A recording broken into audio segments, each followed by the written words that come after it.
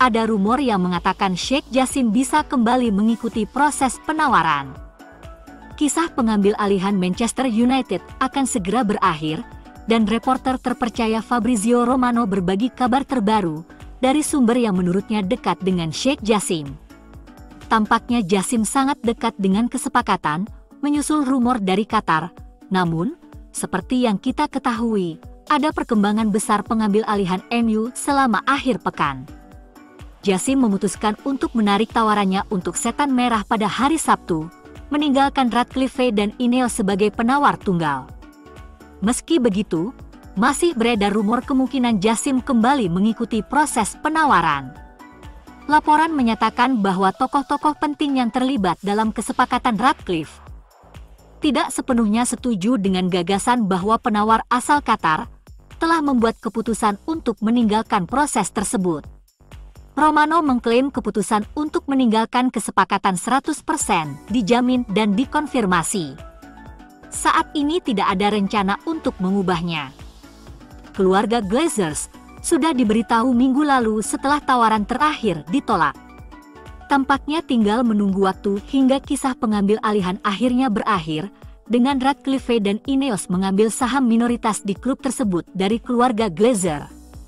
Dari kelihatannya, Ratcliffe mungkin ingin membuat keputusan yang terukur dan diperhitungkan, baik di dalam maupun di luar lapangan di Manchester, dan pengambil alihan yang melibatkan Jassim kini tampaknya benar-benar mustahil.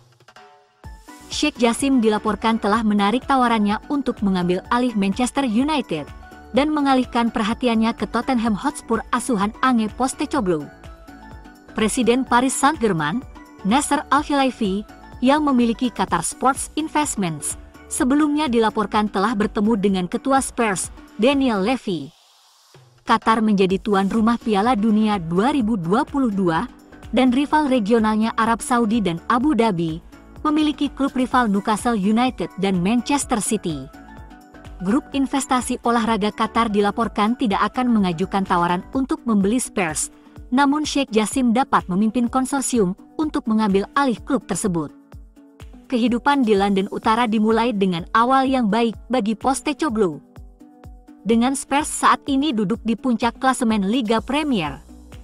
Tottenham Spurs saat ini berada di peringkat ke-9 tim paling berharga di dunia menurut Forbes, tetapi dengan investasi yang signifikan mereka bisa naik peringkatnya.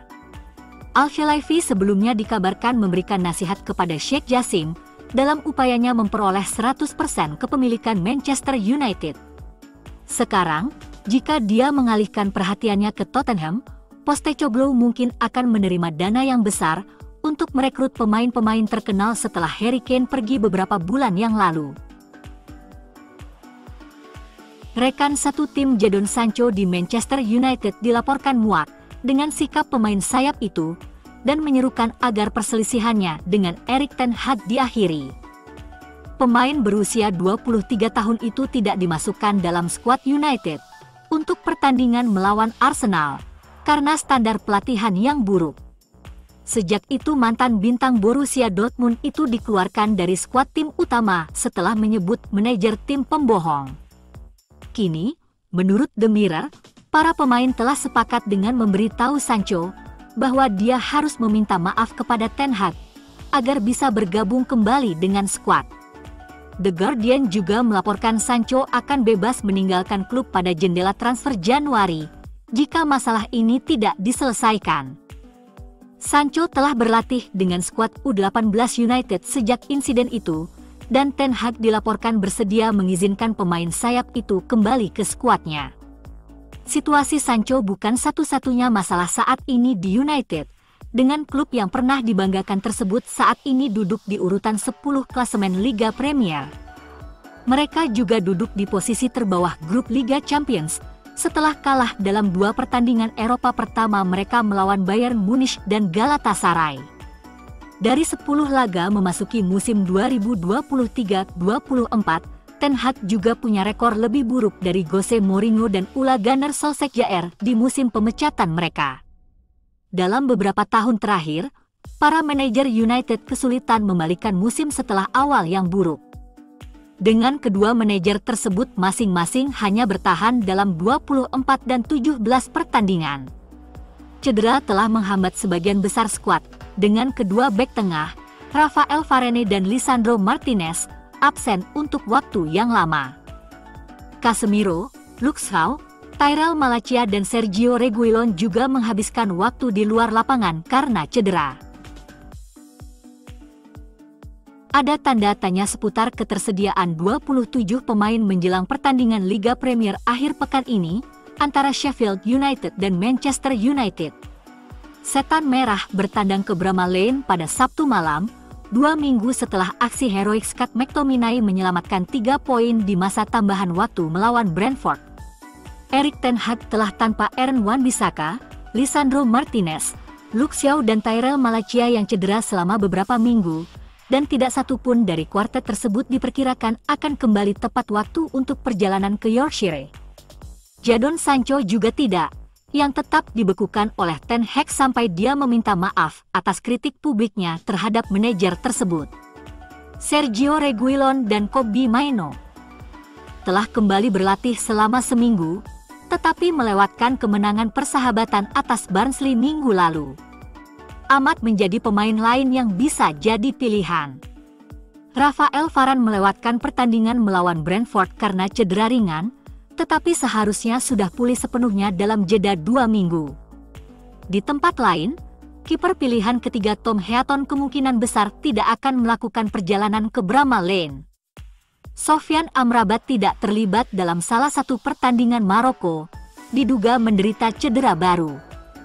Casemiro juga mengalami cedera dan absen saat berhasil bermain imbang dengan Venezuela, namun ia bermain 90 menit penuh melawan Uruguay pada Rabu dini hari, dan oleh karena itu harus bisa diturunkan untuk pertandingan hari Sabtu. Terakhir, Johnny Evans terlihat terpincang-pincang pada tahap akhir kekalahan Irlandia Utara dari Slovenia pada hari Rabu. Sedangkan untuk lawannya, Paul Heckingbottom tidak akan diperkuat Chris Basham yang mengalami patah tulang parah. Hal yang sama juga terjadi pada rekannya di bek tengah, John Egan. Tom Davies juga akan absen selama beberapa bulan. Mantan pemain Everton itu bergabung dengan Jordan Amisah, Max Lowe, RHS Norrington Davies dan Ismaila Coulibaly yang sudah lama absen, sementara Daniel Jebison absen sepanjang musim karena sakit dan cedera. Namun Sheffield United berharap John Fleck, Ian Brewster, George Baldock, Ben Osborne, dan Will Osula akan kembali setelah absen baru-baru ini.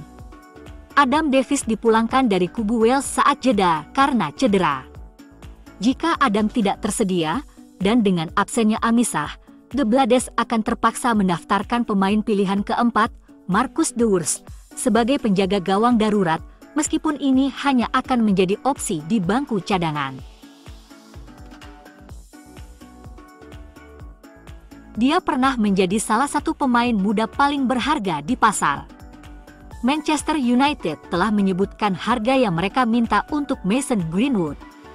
Striker muda dipinjamkan ke Getafe selama musim panas, setelah dianggap tidak bisa melanjutkan karirnya di United, dan kini diyakini klub La Liga lain tertarik untuk mengontrak pemain berusia 22 tahun itu. Pemain tersebut masih terikat kontrak dengan United hingga musim panas 2025 dan laporan baru merinci biaya yang harus ditanggung United sebagai bagian dari masa pinjaman Greenwood di Getafe. Berkat kesuksesannya di Getafe, Greenwood diyakini juga menarik perhatian Sevilla. Dengan Getafe dan Sevilla ingin merekrut Greenwood secara penuh, dilaporkan bahwa United ingin melepas Greenwood. Dan harga yang mereka minta dilaporkan sekitar 20 juta pound untuk sang striker menurut tim top. Tampaknya masa kerja Greenwood di MU sudah benar-benar berakhir. Penyerang Manchester United, Rasmus Højlund, mengalami kesulitan saat Denmark menang 2-1 atas San Marino tadi malam. Højlund mencetak penyelesaian brilian ke bagian atas gawang selama pertandingan, namun insiden sepanjang pertandingan itulah yang menimbulkan kontroversi. Bek lawan melayangkan terjangan lutut yang tinggi di punggung striker Manchester United itu menyebabkan kemarahan Højlund. Erik ten Hag berharap kejadian itu, yang menyebabkan pemain berusia 20 tahun itu digantikan oleh Matthias Jensen dari Brentford tidak cukup serius, sehingga dia bisa melewatkan pertandingan melawan Sheffield United di Bramall Lane. Bek San Marino, Roberto Di Maio, yang tampil dalam pertandingan tersebut menanggapi klaim Højlund bahwa dirinya menjadi sasaran melalui Instagram miliknya. Menurutnya ini merupakan respons yang tidak perlu dari Højlund yang dianggapnya cengeng. Dilihat dari rekaman, lutut sang bek menerjang punggung Højlund yang terluka parah setelah insiden tersebut. Hal ini menimbulkan kemarahan fans MU. Pemain berusia 20 tahun yang merupakan seorang penggemar United telah menunjukkan semangatnya untuk menang, tentu saja akan membuatnya disayangi oleh penonton di Old Trafford yang merespons dengan baik para pemain yang bersemangat